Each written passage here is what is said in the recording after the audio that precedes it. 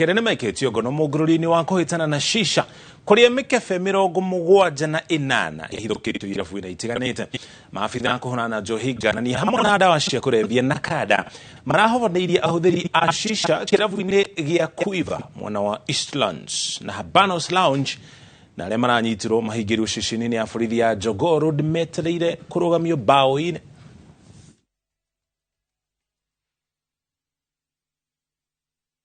In the process, we are able to net, that is 18 shisha bombs, and 2 persons were arrested for selling the shishas.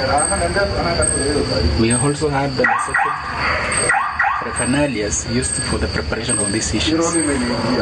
Later, in the course of the night, that was around 1:00 a.m., we also had information and managed to raid, that is Habanos Lounge within the Iga area.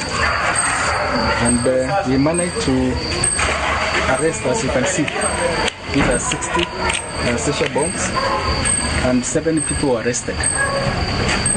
And one of them is the manager of that premises, together with those who were smoking. And also we were able to net 126 certain paraphernalia used also in preparation of these items.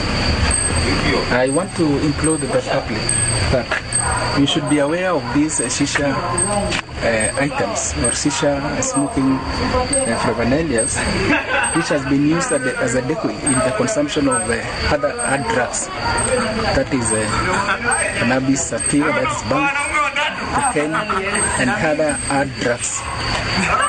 We have intensified our operations within the nation. Our aim is to ensure that we have a drug-free nation, so that we have this shisha be eradicated once and for all.